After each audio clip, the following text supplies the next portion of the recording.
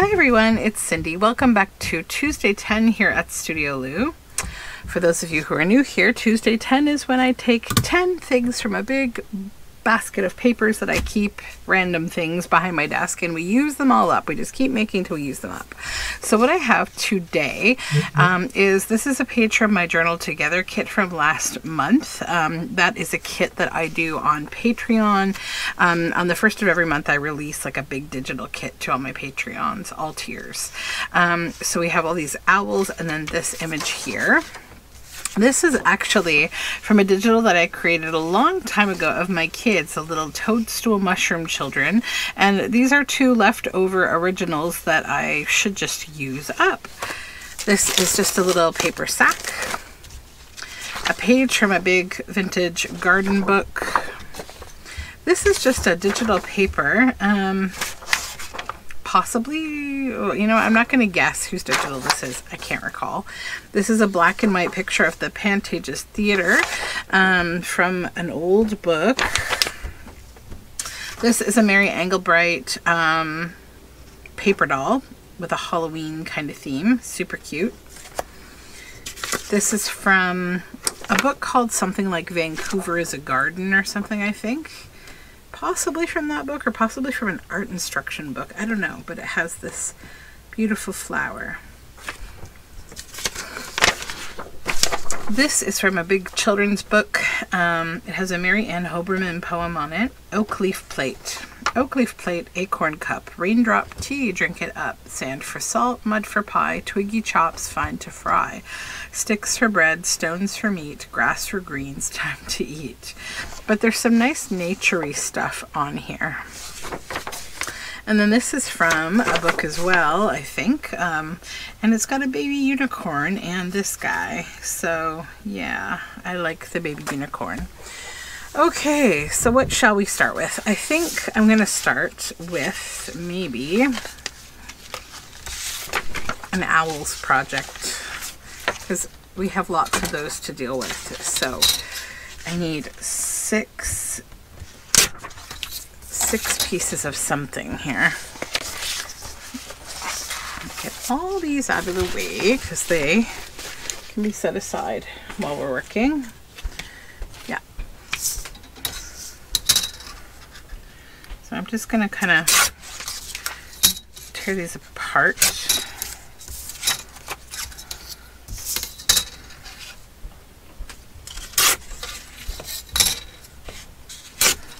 So I hope you're doing well. It is early this morning and I'm planning to have just kind of a home day today because I have work to do in the garden. And I'm also just kind of tired. It was a long kind of week and the weekend's been busy. I'm filming this on Sunday, as I often do for Tuesday 10, because it's just the time that I have to be able to film.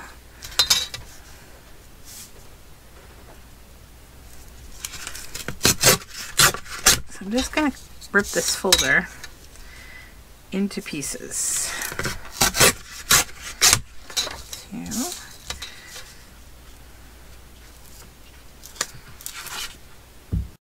Okay, sorry, I had to pause for a minute because coffee delivery, yes, hooray. Okay, now we're gonna just shorten these because they're a little long. And look at these lovely little brown scraps. Okay, need two more.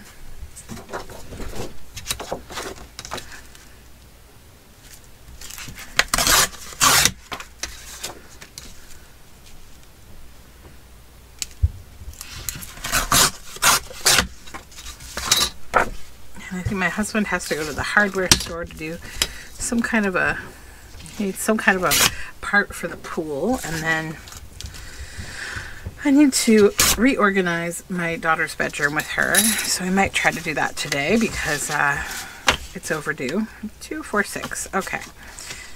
I've been wanting to like reorganize her bedroom with her so that she can make some space, and also we can plan some projects and stuff. she was down here for a while this morning playing watching a video about Legos, and then got super inspired by it to go do something with Legos. So now she's off to do that. Okay, I need like 6 little scraps of paper. 2.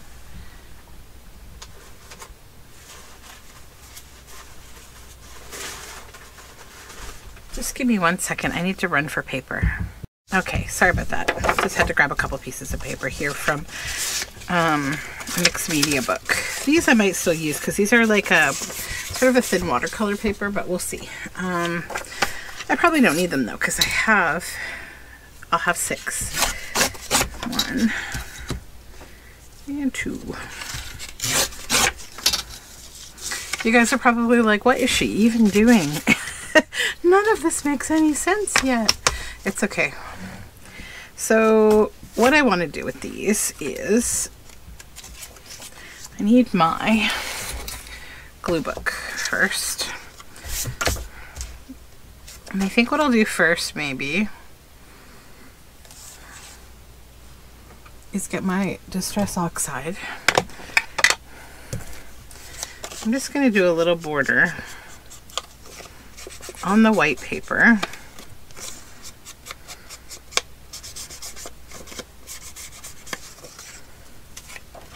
Maybe we can do multiple.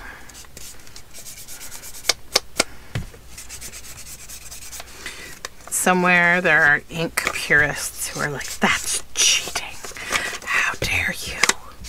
I remember one time I was watching a video from Pam at the Paper Outpost, and she was talking about how somebody said the way she inks wasn't like the right way or something. Because she would just kind of go like this rather than, you know, this. She was kind of speed inking.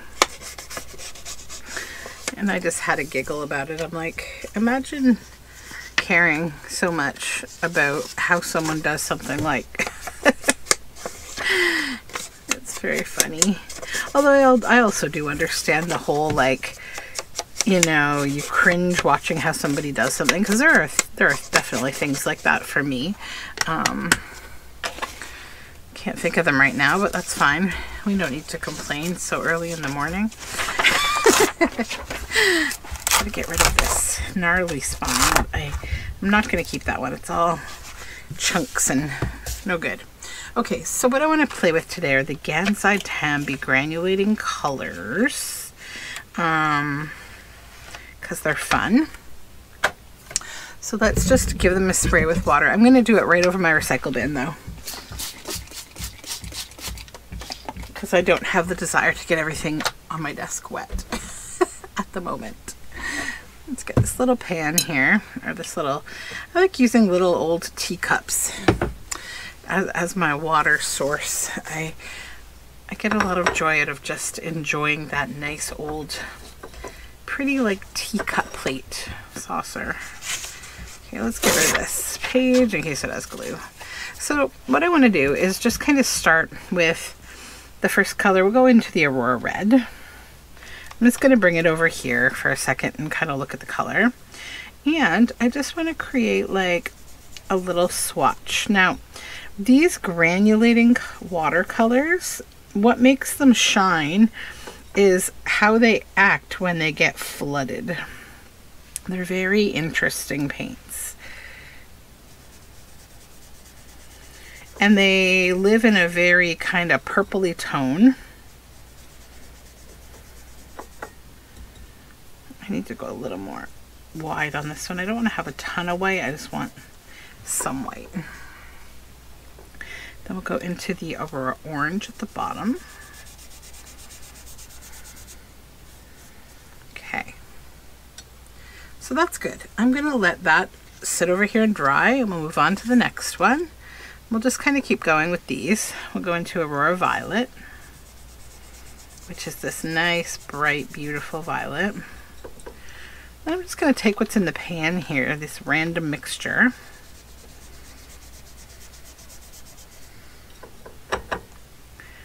Then we'll go Aurora Blue. Just flood it a little.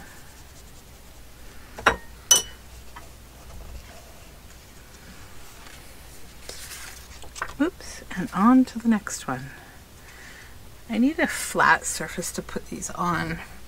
I suppose I could move all my drinks goblin drinks out of the way. I could put my inks away. Make a little space here. 1, 2. Over there. Put this away. Guess I could have tidied my desk up today before I started to film, but you know me, it's me, and I'm a little bit discombobulated on a good day. There we go. Okay. Oopsie, we got a little paint on here. That's fine though. No stress, no stress. This is meant to be fun. Okay. 1 and 2, and I got room for more. Perfect.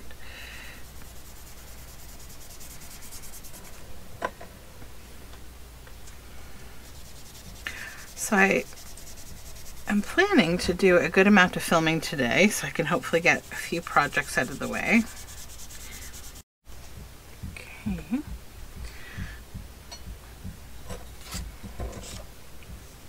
So I've decided that I am going to do Junk Journal July next month. I'm excited for that. Should be fun. I always enjoy participating in Junk Journal July.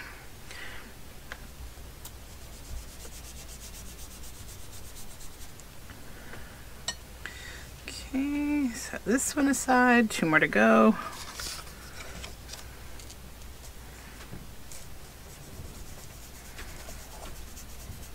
These are such fun, interesting watercolor paints. I think my light is flickering a little bit.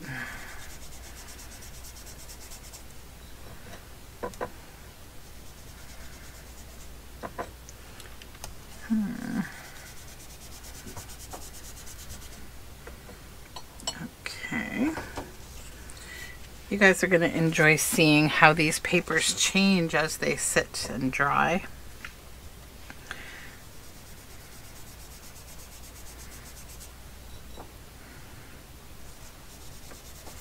I didn't know a whole lot about these paints. I just sort of saw them in my art store one day and I was like, huh, what does granulating watercolor mean? And I am so glad I tried them because they're fun.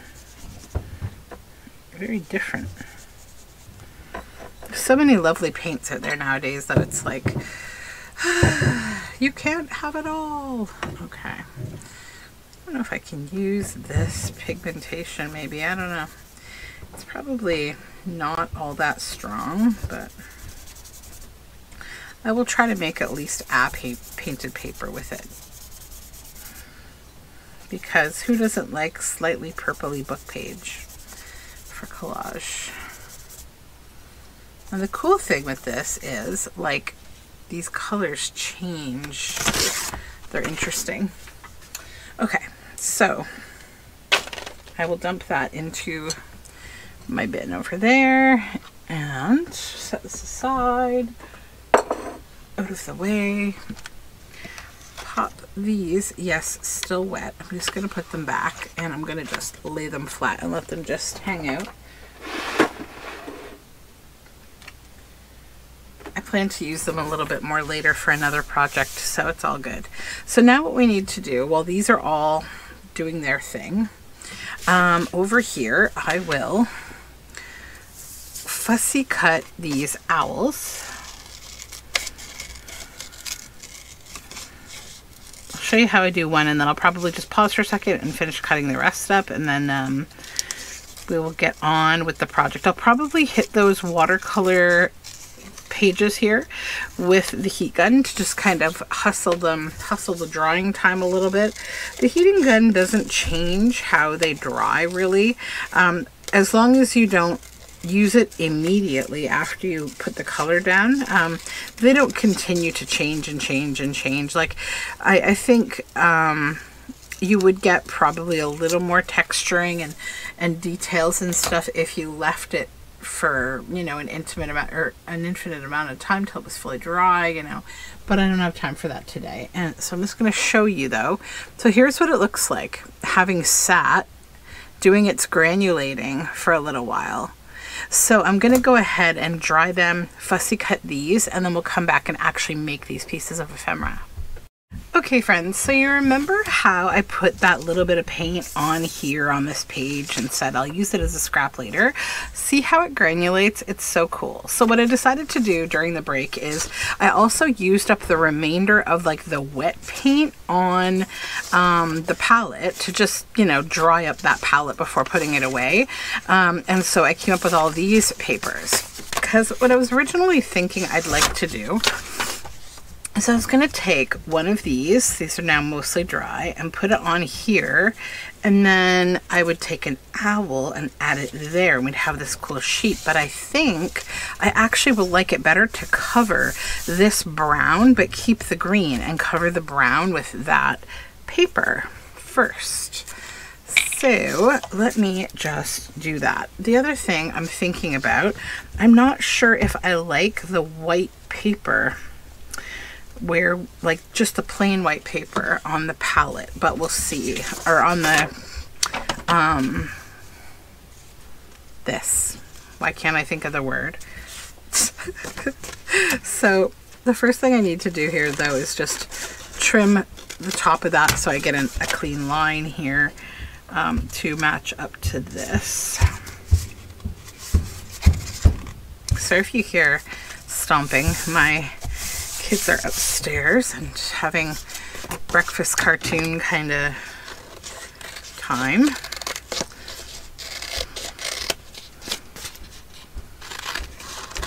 So let's just trim that out.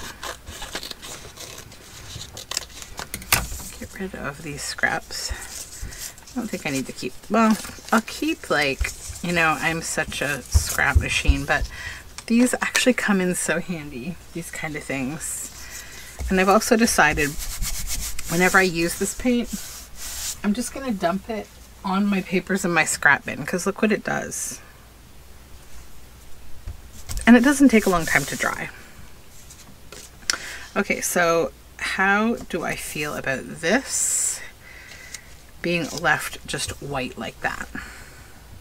Not a fan. It's too bright. It's like there's something about it that's just not making me happy. So what we're going to do is we're going to hit these with coffee. And I know, more drying time. So you see what I've done here, right? Let me show you how it's going to dry. We'll dry one together and then I'll do the rest. I just really think it needs something. It stands up too bright on that colored paper. And I think it's because like these owls, I actually printed them on brown craft kind of colored paper. So there's just like, I don't know, there's no room for a bright white in that general look. But see how the coffee, it kind of makes the paper make sense again. And it kind of makes it all a little more cohesive. And it doesn't impact the watercolors at all. I'm not losing like that original color. Just about dry. Okay, so let's make the first one here and see. Oh yeah, I like that so much better. Oh my goodness, what a difference. So we'll glue this down.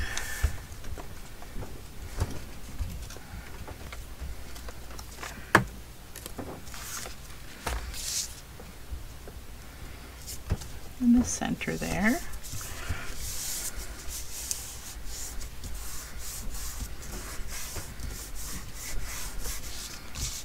I might need to use a little art glitter glue on that one edge, I think. There. Okay. Get rid of that sticky paper, and then we'll glue this one, the owl, right at the bottom here. And I know that one kind of covers that back, that bottom piece, but I'm not bothered. So this is what they're going to look like. Then I think I also want to take, I've got these old labels from a book, and I'm going to put one up here Because as much as I find the folder interesting, I just think it needs something else. I don't know. It doesn't work for me completely without something there. Okay, so I'll take a little break. I'll coffee those papers, and then we'll come back and make the rest of these together. Alrighty, I have finished copying all the papers. Look at this awesome grungy paper from being underneath all that coffee. See, there are infinite ways to create cool paper. Alright, let's move on to our kind of process now though. So let's get the next folder here, and then the next papers. So this one, again, I'll just cut the top off here. Plop that in my scraps, and oof, what is my glue doing? Oh my goodness. What is my glue doing? We have a glue volcano happening here with my glitter glue for some strange reason. Let's just put the pin back in there before we have drama again. There we go. Okay. Come back over this.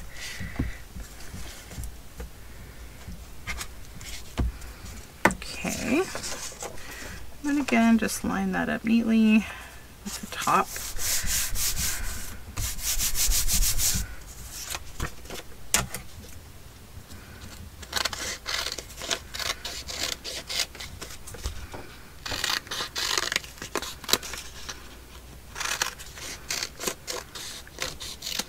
I think I might go mulberry foraging today as well. One of my secret places that I go. I have my own mulberry trees, but there are also some where I pick mulberries in clandestine locations that have large or more established trees that the birds eat the top and the rest just kind of sit. So we forage for them because they are so good. And the mulberries are early this year here. I think because of the heat, they have really come in very early. Okay. That here. We have a few white mulberry trees not too far from here, and they're actually non-native, which isn't ideal. I planted our native mulberry tree, but years ago there was a blight that took out almost all the mulberry trees, so they're only kind of coming back now. But the problem is that a lot of people have planted the white mulberry, which is a non-native species to where I live, and the problem is that they hybridize the native species, so like not the best situation, but it is what it is. Honestly, it's a topic a lot of people get really emotional about because, you know, there's environmentalist type people who I tend to agree with, I'll be honest, although I'm not like pushy about too much. And they believe like you should remove those trees, even if they're pretty, even if they're fruit bearing, because we know what they're doing, right? They're hybridizing our native species, which affects the whole entire plant ecosystem in the region that you live in whenever you have non-natives, even though some people like to say, well, they've become naturalized. And while that's true, it's actually still not ideal. And that actually applies to really all species of everything, like animal and plant, because it's just not something that the environment can account for. Like there are many sorry, my alarm. There are many symbiotic relationships in nature between plants and animals, and plants and other plants, and trees and other plants, and it can interrupt all of that. So, but then there are also people who say, like, you know, hey, it's free food. Why would we remove a tree that feeds people and that kind of thing? And I also understand that point of view. So yeah, it's one of those, another of those questions for the universe, right? Oh, I forgot to put the little label thingy up here on this one. Yeah, I like that a lot better. So we're going to use those labels. I take part in a whole lot of like botany and plant type groups on Facebook, and the only thing I do on Facebook really is just like follow groups and stuff. Because yeah, I'm not a big fan, but I learn a lot about plants there. Okay, that's that one. Now we need an owl for this one. Am I going to need a new glue stick? I think I am. Yep. And I don't even have my extra. I already used the other one. I usually grab a couple of glue sticks at a time, so I always have like an extra in the wings. But once you use that second one, there is no extra. It's okay. That's the magic of YouTube, being able to pause and figure things out. Okay, there's that one. And then let's grab our little antique book label. This was a book from the 1800s that just had these really beautiful, like, oh, we use that as backing, both of these. Had these beautiful labels in it that were like the chapter headings of each book. So it was like an early 1800s book. So I cut them all out and I put them on a sheet of paper and I scanned them and shared them with my Patreon as one of our Friday freebies. So on Patreon, every other week I do, well, every week I do something, and it's either Fodder Friday, which is a video about how to make some kind of journal fodder, or I do Freebie Friday, which is some kind of a small digital collection or digital image or something, images usually. So that's what we do on Patreon. Fun stuff, all the fun stuff.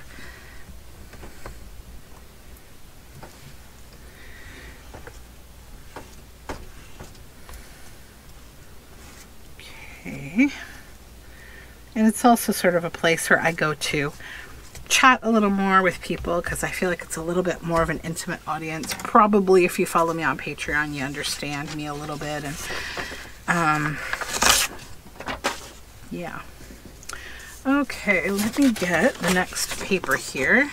The original one that started it all, this lighter colored one that I made from my scrap water there. My scrap, not scrap water, but the leftover watercolor. But yeah, these have quickly become like my second favorite, I think, watercolors. Well, yeah, I think because beam paints are my favorite for sure. They're so good and nice and versatile, and I just love how they're made and everything about them. And then these ones are, I think, a good second place because they're interesting. Yeah.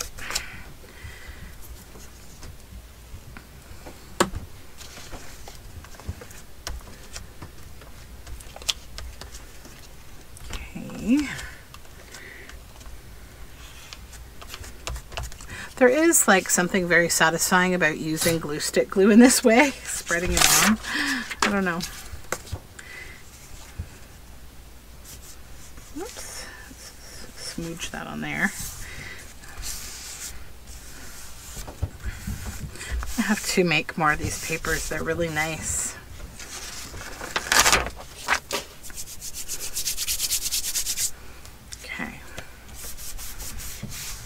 That, and then we need an owl.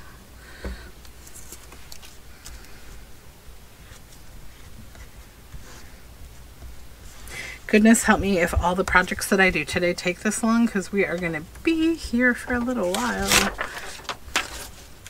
So I hope you're making along with me, because you should be. you should. Or you should be taking care of yourself in some other way. Maybe you're sick today and you're laying in bed and just kind of relaxing. That's also totally awesome that you're here with me. I am hoping that now the heat wave is going to stay died down for a little bit. I'm kind of over it. I'm over the air quality, definitely. I'd like to get outside today and not feel so stifled. I also have to do a bit of grocery shopping, but I might wait until tomorrow. the one local place that I like to go, it's only open Wednesday to Saturday. It's a local butcher and market that have a farm and everything, and I like to go there when I can, and so I might try to go there. Then I may also hit up one of our local Asian grocery stores for some beautiful produce, because honestly they have the best, and also they are not as greedy as all the Canadian grocery billionaires right now that are trying to starve us by price gouging. So I will support them 100 times, unlike Loblaws, who I will never support again my whole life, because I am so angry with how they are price gouging Canadians out of being able to afford to buy food. And they have caused our food bank usage to soar beyond belief.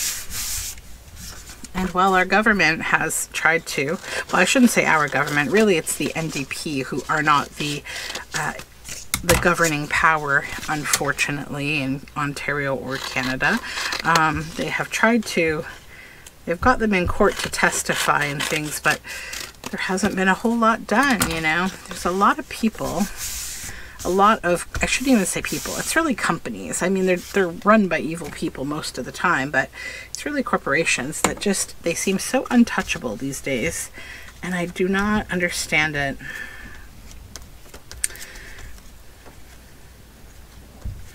I feel like what goes on now, our ancestors would never have stood for. Not that I feel like we're standing for it either, but it's kind of like, I don't know, there's a lot of extreme things going on in the world. You can have people marching by the millions in the streets. You can have people unaliving themselves. You can have, you know, all these different things going on to protest, and still nothing budges. So it makes you wonder, how do we, you know, how do we as a society create change when they don't listen to even those extreme things? And then at the same time, many people are angry that there's protests going on, and they're angry if, you know, anything like violence happens. But it's like, how long do we expect people to both struggle and also scream into a void about change? You know, and I don't ask that to incite anything at all. It's a question. It's like a generally, how do we fix things? How do we make things better? How do we make politicians actually make changes that will benefit everybody? And how do we come back together, right, as a society who are just trying to survive? Lots of big questions for the universe in my brain most days. But I don't know. I hope that lots of young people are looking at politics. Because I learned something. Ironically, I learned this from when there were a lot of criminal accusations against that young man who is the oldest brother of the Duggar family from that terrible show with all those kids, all those, you know, religious, like, kids and parents. The Duggars, I forget the name of the show. I never watched the show really. Every now and then I would see snippets of it, but I don't really watch TLC.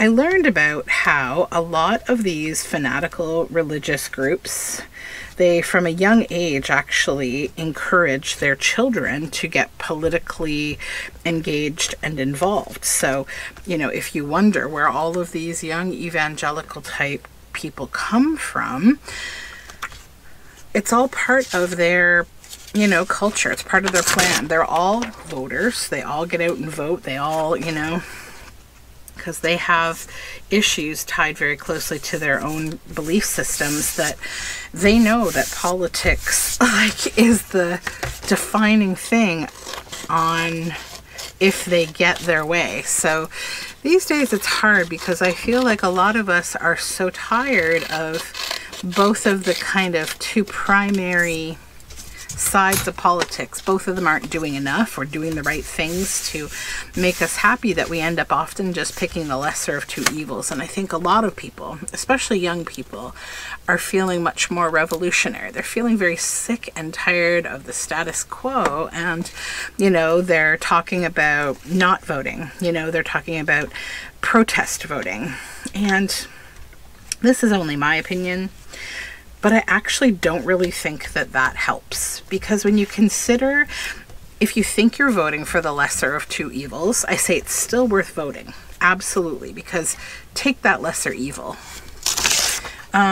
Always take it, because there are probably people out there who will pay a price much higher than what you will with your protest vote, right? You know, there are people who are underrepresented that usually pay the highest cost when the wrong parties get in. And it affects all of us, but some of us a whole lot more. And so I say still vote. But don't just vote and you know, vote for that lesser of two evils. Actually become politically activated. Find out how you can participate in the politics that makes sense to you in a beneficial way. And I'd say also get your children involved. Have your children understand that this is their future, and that, you know, the things that are impacting society in terrible ways, tie it to facts. Who was the politician that passed this law or this rule that is making our life a lot harder? Who is the politician who is, you know, partaking in cronyism or making bad deals or, you know, things like that? Who are these people? And, you know, put facts together, present them to your kids just like any other thing that you would want an education system to present to your kids, because it's important. You know, there's this saying about, you know, you can ignore or forget about politics, but politics will never ignore or forget about you. And it's absolutely the truth, because these things march on while, you know, someone said something to me a couple weeks ago on social media that still kind of bothers me, because it's actually a term that I really don't like, which is live, laugh, love.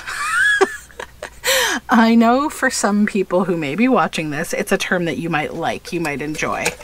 And there's nothing wrong with that. But I will let you know that there's a lot of younger people out there who find it very funny and meme-worthy whenever they see it. And, you know, no one is making fun of anyone who's using that term, except when they use it in a way that feels like very much like a slap in the face. Like when, you know, you're talking about a conflict or a war that's going, and they say something like, oh, you know, you can't fix everything, just live, laugh, love. Well, I was in a group, like one of my camping groups, because, you know, I'm a big politician here. Trying to look at my camping groups. The funniest things happen online, right? Everything becomes so funny. So I finished all these. I just need to back them, but I won't waste time on that right now. I'll do it after, so you don't have to watch. Well, I'll move on to the next project as I'm chatting here. And I want to use this fun little picture. So anyway, so in the camping group, what somebody was talking about was, don't nail nails into trees to hang your clothesline, because it's actually really bad for the tree to do that. They didn't explain why. They just said don't do that. And sometimes that's half the problem, is somebody will you know, complain or put down a rule, but then not explain why, not educate at the same time. So then that just makes somebody else angry, right? And they're like, oh, you know, stop being like the nature police. A little hole's not a big deal. Like, I need to hang my laundry when I'm camping. But what the education is that's missing is that actually when you do nail those holes in, you're not the only one doing it, and a lot of other people are doing it too. But even if you are the only person, for some tree species, many actually, even just those nail holes can really badly damage the tree, because there are very damaging non-native species like the emerald ash borer, but also native species, termites, ant colonies, all sorts of things that can then use those holes to get into the pulp of the tree and actually kill the whole tree. So I know this because I have a good friend who, that's breakfast, 1 minute. Sorry, so I have a good friend who I went to school with, and he's in forestry, and it's one of his biggest pet peeves is like people doing silly things to damage trees. So that's why I think and talk about it, because like, yeah, it's not a good idea. Okay, sorry, I had to go have breakfast right away because my son is very insistent about when the dinner is ready or the breakfast is ready that you come up, come, because he will make an announcement until I do. Okay, that's okay though.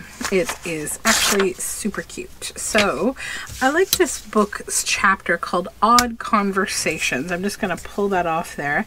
I might actually use it in this piece.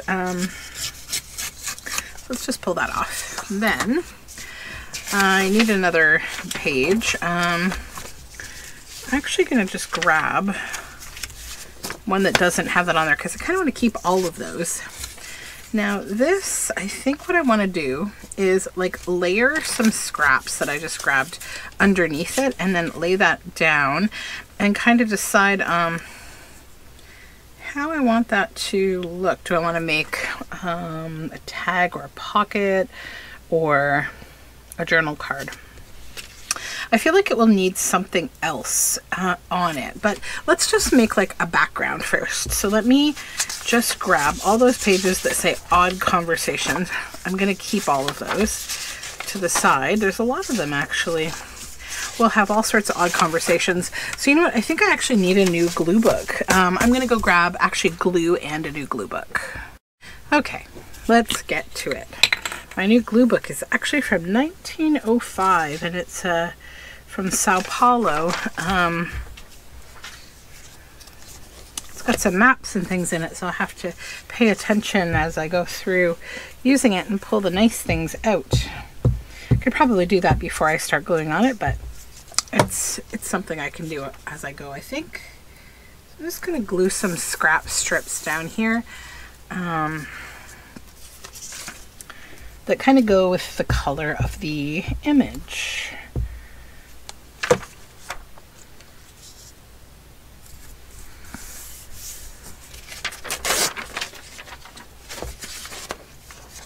Yeah, so that's a nice page. See? Nice things in this book. Okay. It's very thin paper. It'd actually be nice for jelly printing on if I wanted to. Okay, so that should cover that up well. Then put that on here. Just glue that on too.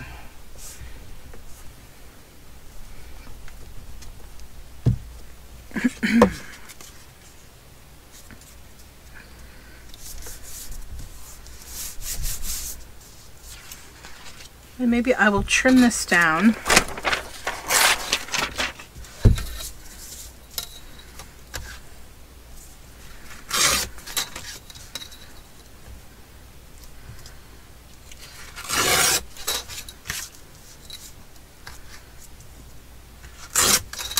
Oops. That's okay. This just doesn't want to tear. It's kind of the older paper, I think, being difficult. There we go. Okay.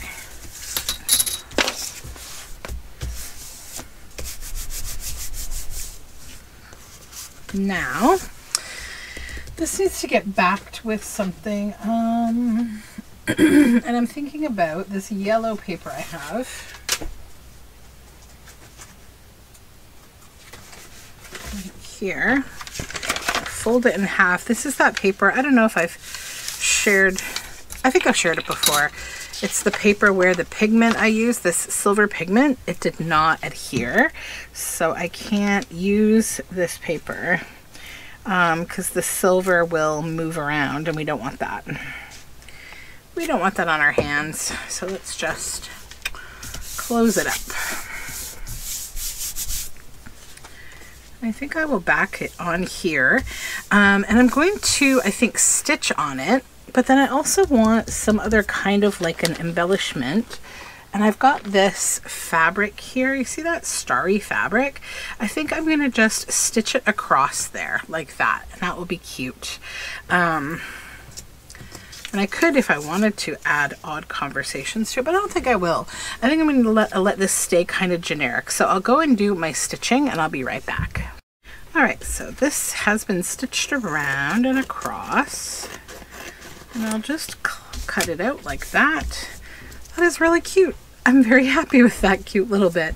I think the fabric kind of gave it exactly what it needed. So we'll set that one aside. Now I'll grab my pile of things again here that I need to be working on. Okay. So let's see if there's something I can use together with something else. That's usually a good recipe for moving quickly. I know what I want to do with this. This baggie.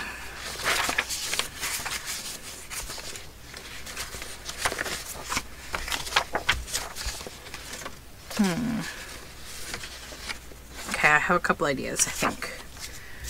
So first thing I'm going to do actually is just trim this down.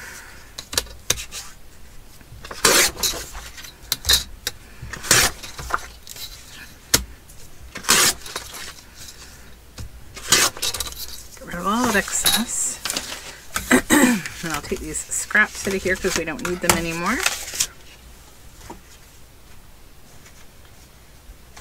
And then I'll grab,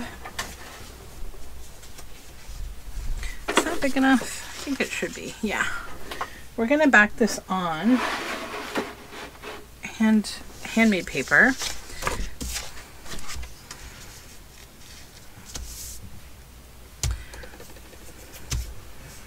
I think I'll use 3-in-1 for this because, actually no, I'll use glue stick. It'll be fine. Just have to be liberal with the glue.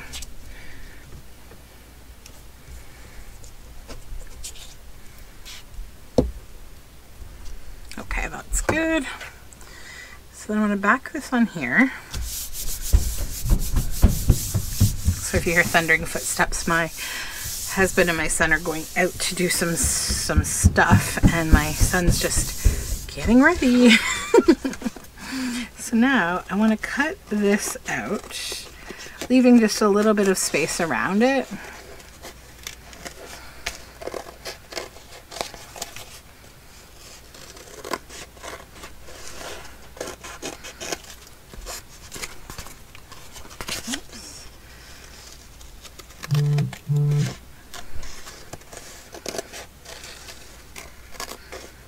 They're going to my courier and to the pharmacy.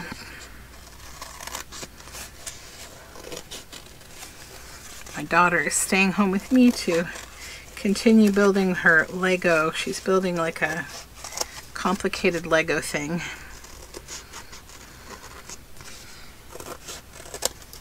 My husband made beautiful Belgian waffles from scratch this morning, and we have a little bunny in our garden. We were watching it hop around.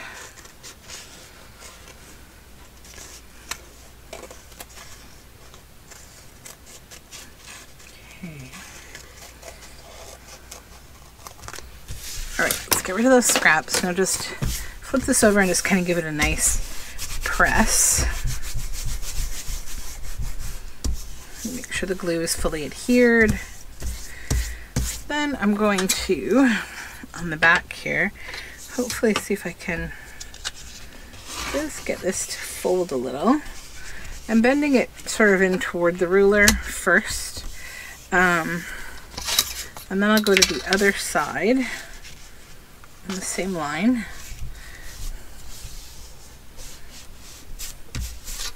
So I don't want the paper to wrinkle here in the middle. but I want this to be like a folded piece that I could put in the center of a signature. So I'll just take the bone folder. Okay. So that will go in the center of a signature. That's how I play with these kind of big flowers sometimes. They look really nice in the center of like your book, you know. So if this is your book and you've got your signature there that looks like that, and it's very cute. So that one can go to the side.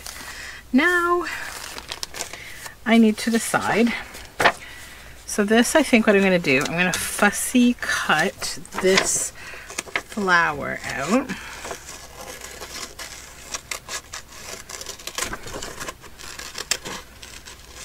And I know it's got those little arrows, but they don't bother me, to be honest. I kind of look at those sort of things like they're part of the art. They're part of the fact that we're making, you know, junk journals and paper art that are made from books and things like that. We're reusing lovely things. It honestly just adds to it. I think it's very cool. So I'm thinking about maybe putting this on this bag, and I might cut out pieces of this, but not all of it. I'm thinking I might cut out this, and the pumpkin. Maybe both pumpkins. So I will fussy cut that out. I won't make you wait for me to do all that because it'll take me just a little minute there, and I'll come back. Okay, so I got all my little pieces all cut out here. So I think I'll start by gluing down our flower. I'm going to use art glitter glue for that because this is kind of a thicker magazine type paper. Art book paper. I definitely need to unclog this bottle. It feels a little bit strained when I'm using it.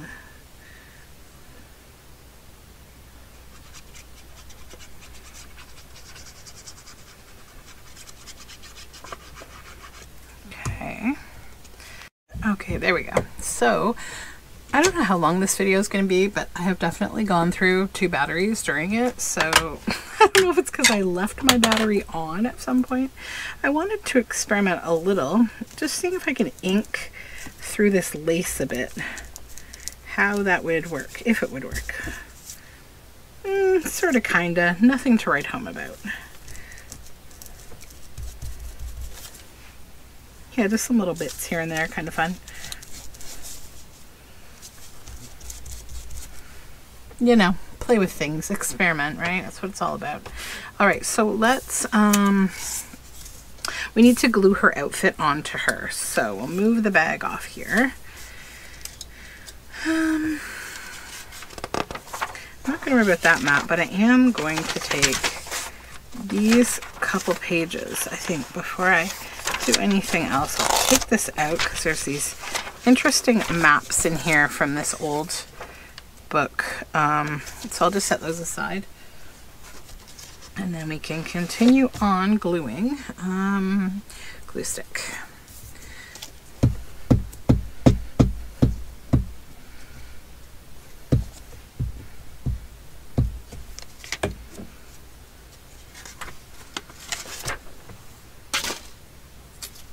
Okay.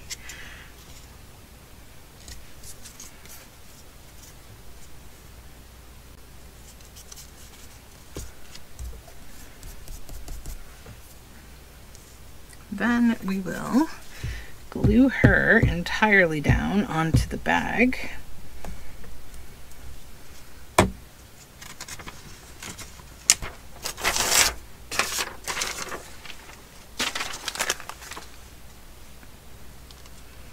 Right about there, I think, like so. Yeah.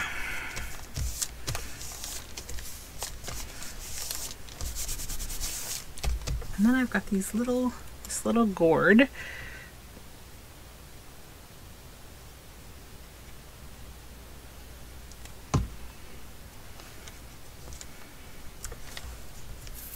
A little pumpkin.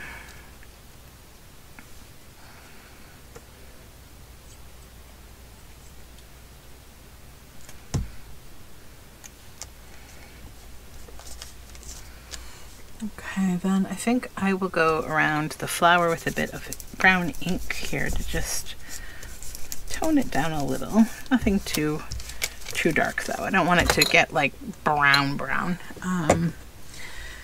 Then this other little bit I cut out, I'm not sure. I don't want to use it on here. I'm not going to use it on the back because I'll probably end up gluing that down. So I might just put this in with my Halloween fussy cut things.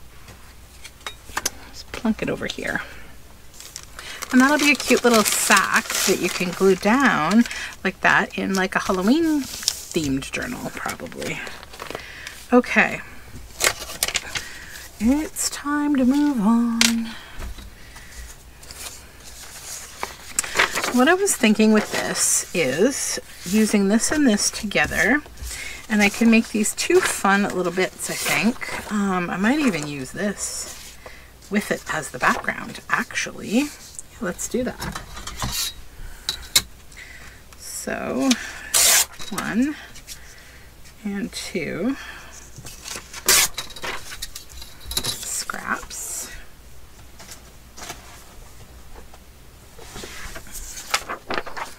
Need a bit of a folder here.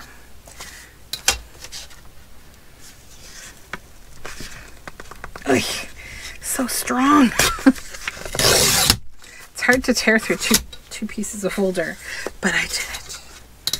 I was not defeated. There we go.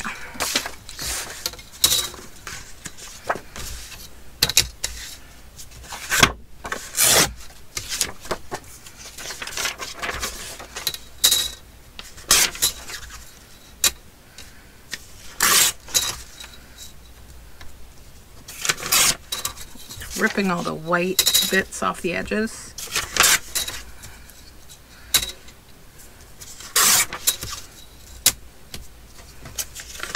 Okay, all that out of the way.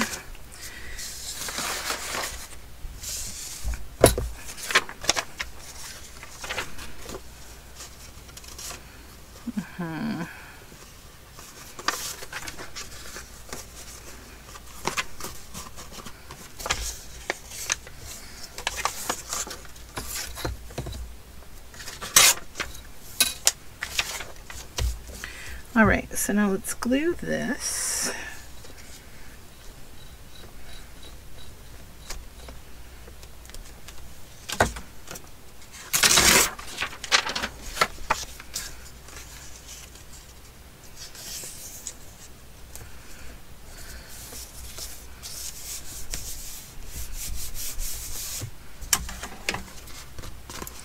Just trim off all this excess here.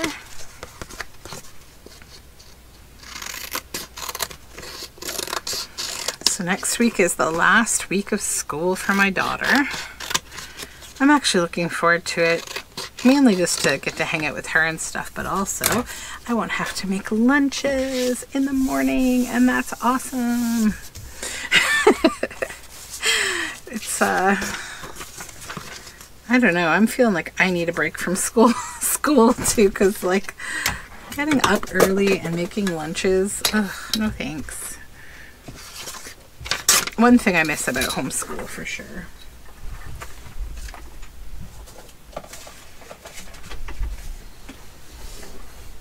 Okay.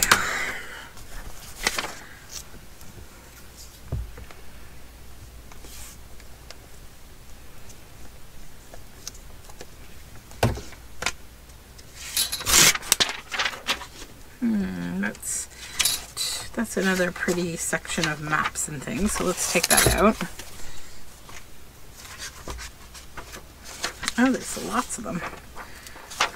Okay, I'm just going to use this one because I need to get this glued down.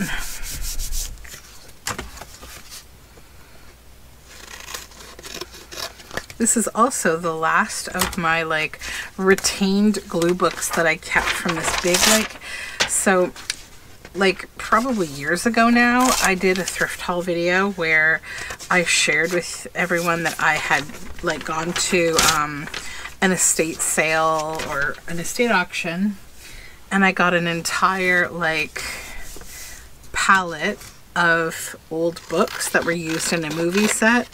So I kept lots of them, and then I put lots of them in free libraries and stuff that weren't, like, they were nothing special. And then I stripped down some of them where I kept the cover only, because, you know, you can't keep hundreds of books in your house. And so some of them I kept the texts from, and sometimes when I use old books, like, I will keep the text block because it's really pretty, and I'll use the papers for things. But from that particular, like, time, I just used, this is the last of those old books, so it's kind of exciting to know that I've finally used something up that's been around for a long time. So I want to cut the pretty things off the bottom of this. That can go.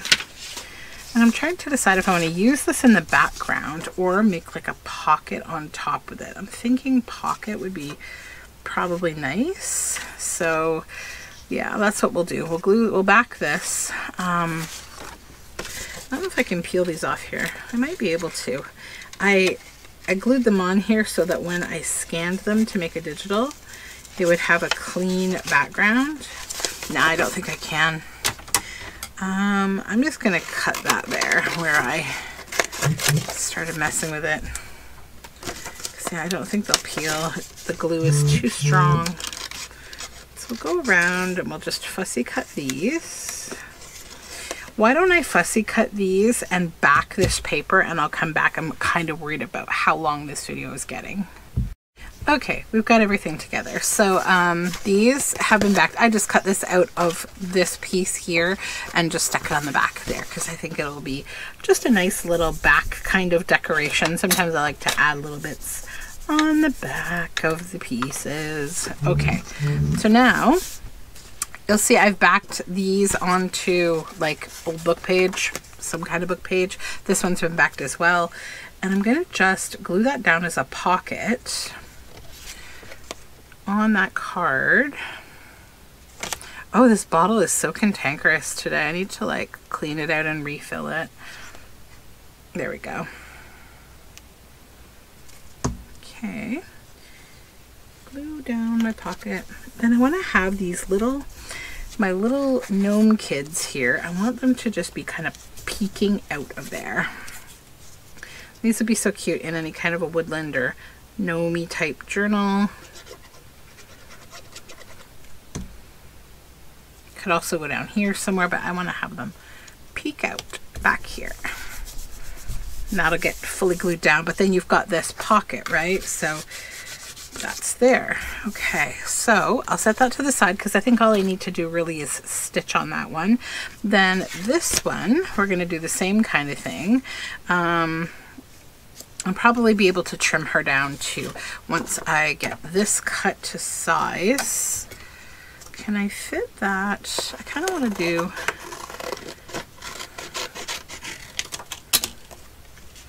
yeah, okay.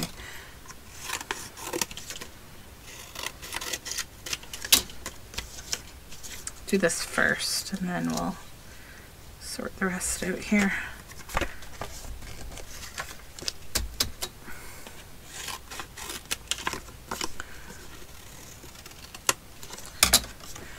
Gonna take a little oxide. Oh yeah, that little pumpkin needs to go. That's what it was. I thought there was something missing from this.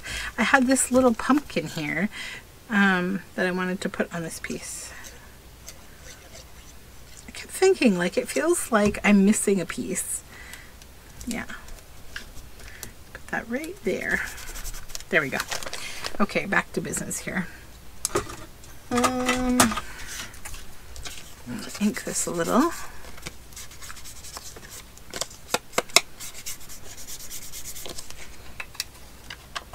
So I'm glad I'm going to be doing Junk Journal July. I kind of feel like I want to be doing something like that again right now.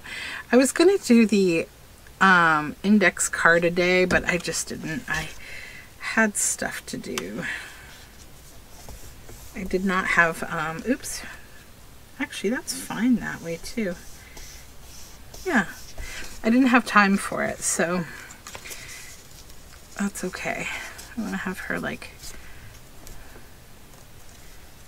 She could be popping up off the top, but maybe not. Maybe would she be better on the front? Now let's put her inside.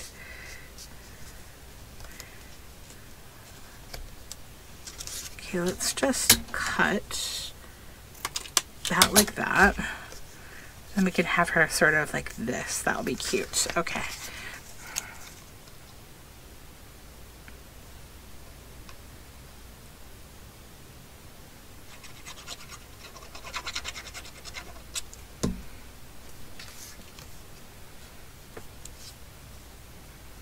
There we go.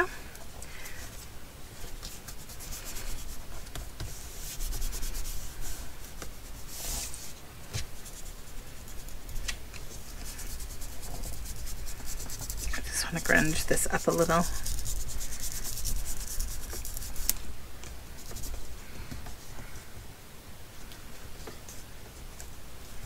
There we go. All right, so that's ready to be stitched. Now, get rid of all the scraps and see what we're left with here. Okay. Baby Unicorn and this Pantages Theater. What do I want to do with this? What's on the back here? It's a switchboard. I don't necessarily know that I even need to do anything with this. And part of Tuesday 10 sometimes is just literally saying like, I don't need to do anything with this. But you know what I think I'm going to do actually? I'm going to cut out this Pantages image of just the label. And I'm going to make it into a label that I can just have in my stash. So that is what I will do. So this, I'm just going to put it in my stash of like old things, right? Okay, so I'm not a fan of this guy. I kind of don't want him in the picture. He's just whatever to me. He doesn't go with the magic of our unicorn friend. So what I will do is just rip this out.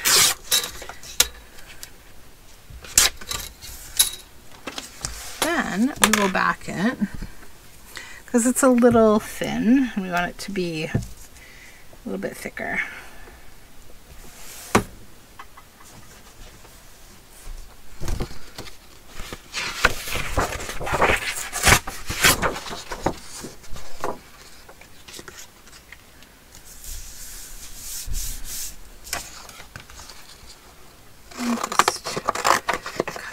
Out.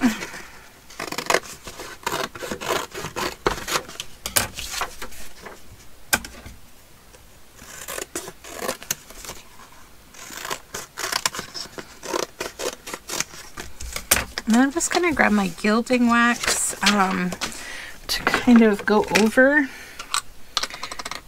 this because it'll be a good cover, I think. This is a nice gilding wax in that it's like it has good coverage. We'll be able to just get rid of him completely.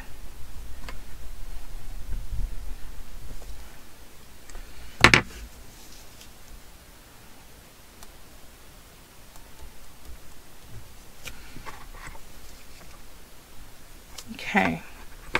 And I'll just kind of come around and add a little more just to sort of bring the piece together.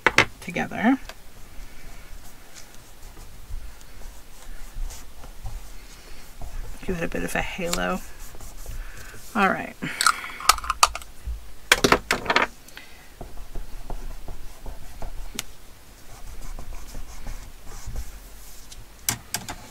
Then I will clip this into a tag.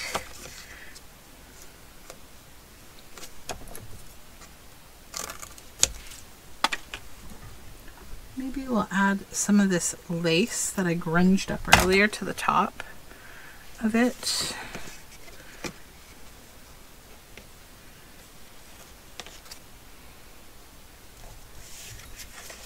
When we stitch, yeah, maybe I'll add that, maybe I'll add something else, we'll see. But I'm gonna go do my stitching and then we'll take a look at everything we made on Tuesday 10. Okay, everything is stitched and done, and I forget how many pieces, 12 I think. Let's just double check. So number one is, of course, this fun little Halloween sack Number 2 was that fun little journal card with the little flop of starry fabric.